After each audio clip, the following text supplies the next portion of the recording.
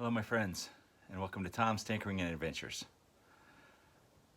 Well, we are almost done putting this TTR125 engine back together, getting it back into the motorcycle and seeing if our repair was successful.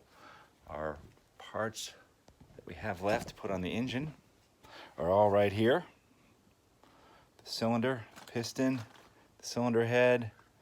Well, there's the old head gasket. I got a new gasket set here. Straight from, I don't know where, probably China. We have one cam chain guide, of course the sprocket, cam chain tensioner, head bolts, and a few various covers. And then we can put it back in. I have got, well, not on here right now, there we go. I got the manual, good old manual, so let's get started. And I know I don't say it enough. Any of the new watchers out here, thank you very much. Those of you who've been around, appreciate you. Make sure you like, share, subscribe, all that good stuff. I always forget to say that, so there you go. There's my pitch. I'm through with that. Let's get to working on this motorcycle engine. I placed the new gasket, base gasket, on the crankcase here. We're going to install the piston. Now let me see if we can see this on here. There's the arrow. So on almost every motorcycle engine, they always have an arrow on the piston. And the arrow, you have to read in the manual, but most of the time, the arrow points towards the exhaust valve. So on this engine, this is the front of the engine. This is where the exhaust exits on this engine. So that arrow has to point towards the exhaust. I've got the piston pin inserted here. What you're going to want to do on this is make sure that you put some oil on this. Everything you're assembling for the top end, actually everything you assemble on the engine, you should lubricate it as you assemble it. So I'm going to put a little bit of oil down in here as well. We're going to put some oil on this piston pin. We'll put oil on the piston itself, a little bit in the cylinder, and inside of here. But I just wanted to point out that arrow. I helped a friend of mine work on a motorcycle one time that he had installed a new piston in. And we couldn't figure out why it was running so crappy. And it turns out he had installed that backwards. So RTFM, read the freaking manual. I found this little, I guess about a buffing pad or something in this. It was in the trash, so I just put some oil in there. It makes it real easy to put parts in there or whatever. And you can use a brush or a toothbrush or whatever. All right, let me see if we can get a good view of how this piston goes on here. Arrow pointing towards the exhaust. There you go. There's the piston pin. And you just push that in there. Should slide in easily. And now what you need to do is first off, put something down in here so that you don't drop any bits or pieces into the crankcase of the engine, because that would be troublesome. And then let's see if we can get a better view here. Right in there, there's a groove. And this little snap ring has to go in there. This is definitely not something I can do with one hand. I'll show you on the other side what the snap ring looks like installed, if we can see it. Maybe you can see it, maybe you can't. It's right in the groove in there. So I'm gonna get this installed, and we'll come on back to installing the cylinder. Okay, I'm trying my best to get you all a good view here. Got the snap ring installed.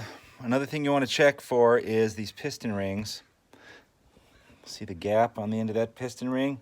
You don't want those gaps lined up. So you have 3 rings on this piston, so you want to stagger those. I've got that one there, the second one. They're about well, what's 360? 120 degrees out. There you go. So the next thing we're going to do is to try to get our cylinder over this piston. On a small engine like this, it's not too hard. I have put a piece of wire on this chain so I can feed it through the chain guide on the cylinder here. Chain tunnel, I guess they probably call it. And then we want to try to get this thing. Let me see if we can get this. I don't know where's going to be the best place to put y'all. There we go. We'll try there. I have to try to get this straight up and down. We've got the cylinder at top dead center. And then you kind of got to try to squeeze these piston rings inside of this cylinder as you feed it on with your fingers. A little cylinder like this is not too hard. Sometimes they're more challenging than others. There we go. Looking good so far. Make sure that you have all your locator dowels already on here. Talked about that on the other video. This cylinder has 2 on the bottom, and one of them is actually in the cylinder right now, and one is in the crankcase. Okay, and away we go. We're pretty close right now. Just something down the bottom is holding us up, and I don't know what it is. That locator dowel, that's all it is. There we go. We're in there. Now we can put our forward guide in.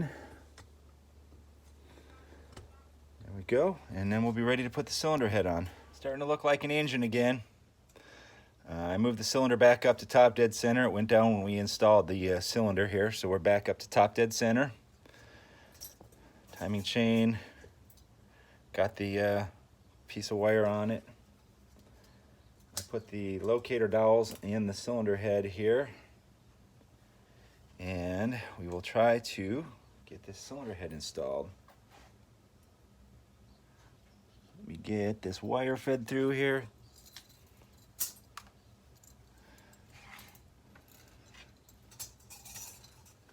And that gasket to stay in place will be in the money. Oops, there we go. Almost lost it, ladies and gentlemen, almost lost it.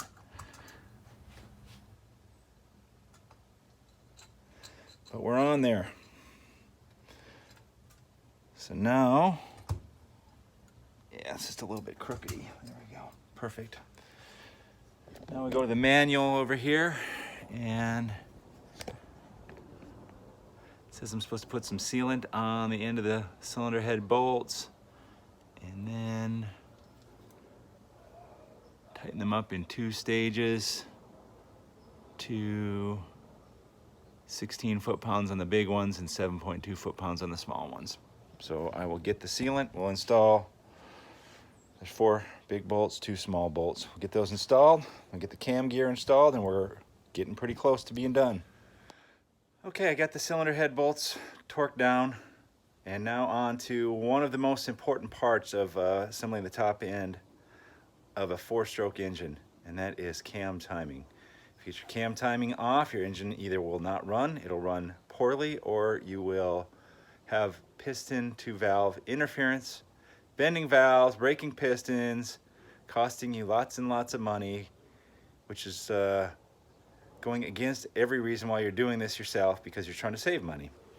So if you are at all hesitant about this, double, triple, quadruple check your work, call your buddy and buy him a 6-pack of beer to take a look at it, whatever it might be.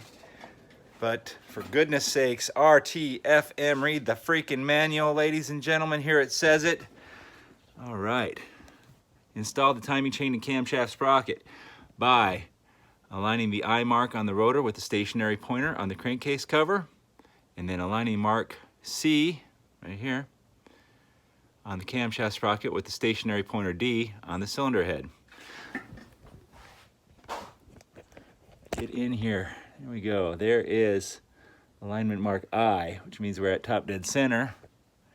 There is the stationary pointer on here, and there is the mark on here. So all I have to do is make sure that one lines up in there and this one lines up in here, and everything will be gravy.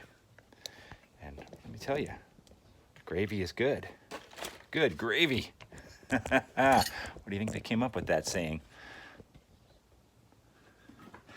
Okay, so the camshaft in here can turn, so we can adjust that a little bit. We will try our best. Let me just put the screwdriver in here to hold this while I take this out of here. And hope we don't drop it down inside of there, because then we will go fishing.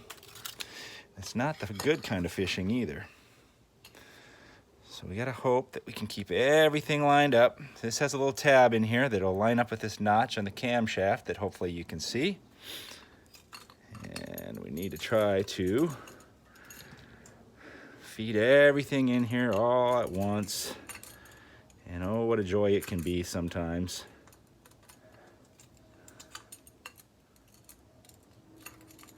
As I've said, sometimes your vocabulary reaches new bounds. We're almost there. We're almost there to learning some new words.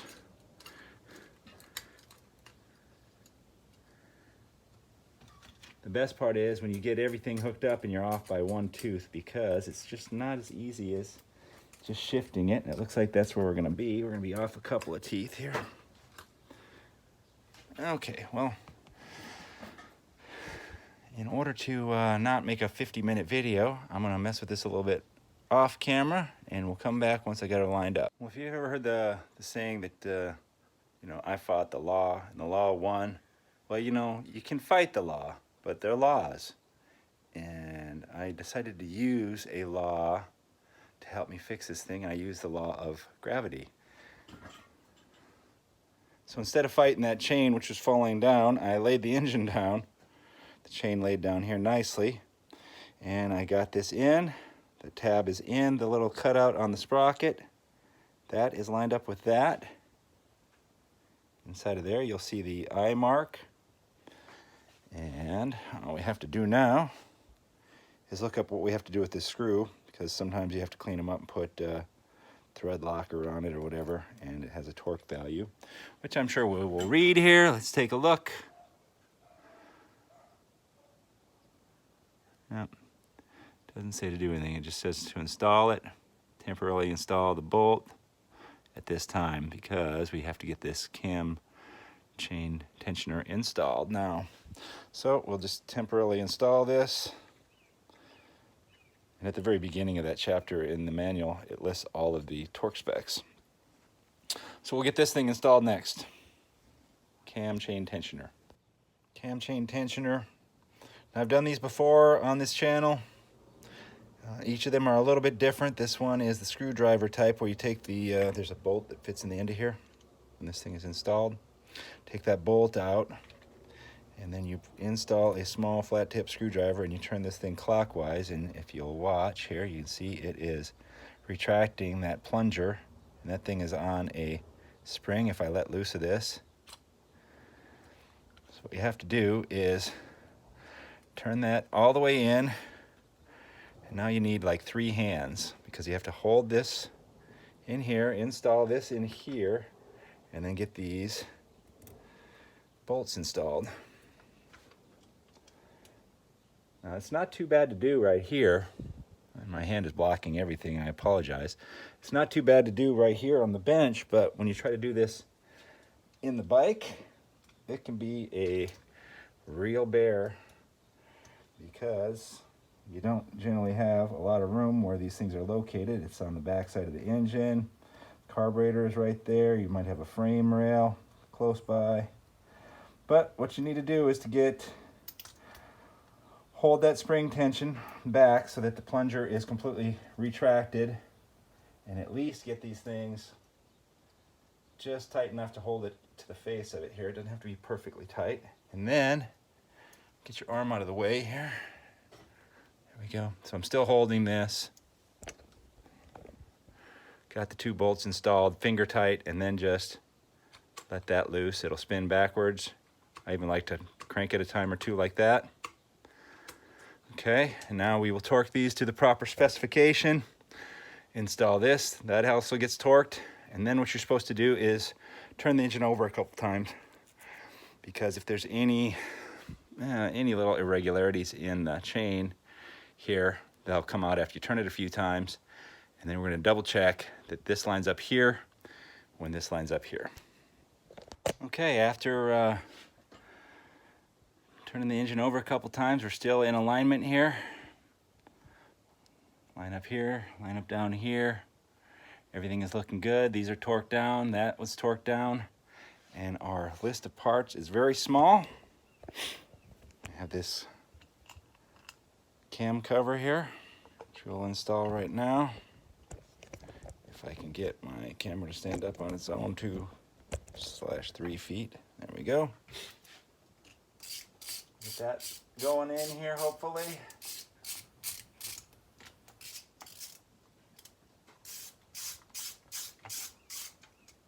There we go. Nice and even.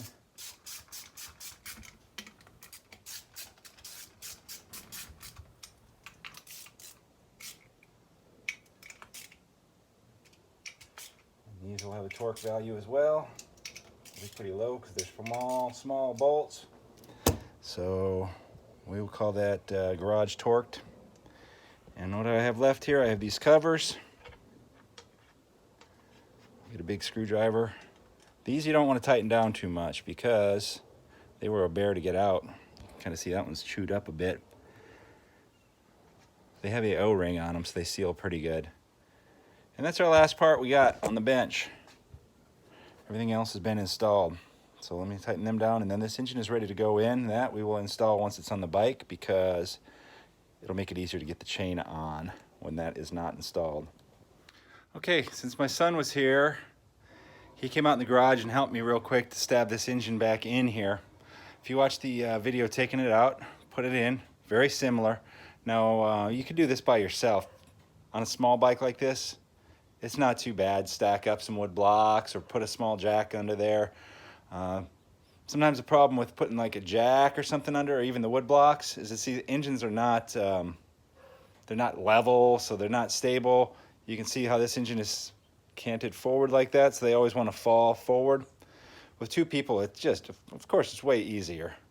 So even if you just have a second body, a kid, even, all they got to do is just push a couple of these bolts through. Even just one bolt makes an immense difference in how easy it is. But I've done it by myself. Another way I have done it, especially on dirt bikes like this, is to lay the bike down on the garage floor, lay the engine down sideways, and just lay the frame over it. It actually works pretty good. Obviously, you're not going to do that with a show bike or something like that, but on a dirt bike, especially a little one like this, it's pretty easy. After we get the engine in, we tighten down all of the bolts. So you got 1, 2, 3, 4, and then these two on the cradle, from the cradle to the frame, and then the top bolts, tighten those up. I ran the stator wires up through here, hooked those up. In order to get that in, I had to take the top bolt of the shock off, so put that back in, tighten that back down, installed the clutch arm here and bracket, installed the exhaust pipe. What else did we do here? Oh, yep, exhaust, I got that on this side. We installed the starter and all the wires for that, and hooked up the spark plug wire. Okay, so now we are at a standstill on this bike. I could theoretically finish it up and get it to a starting point, but we are short one choke cable. This is broken. I don't know if I showed that. I'm waiting on that. It's broken right there. Still works, but I would prefer to just install it if it's coming. I need to pull off this carburetor. I would like to pull off this carburetor and soak it in my ultrasonic and clean it. I forgot to charge the battery, so the battery needs to be charged. And I'm also ordering, or I got my buddy to order, a replacement for this shift lever. Let me show you this. I think one of the early videos I showed it.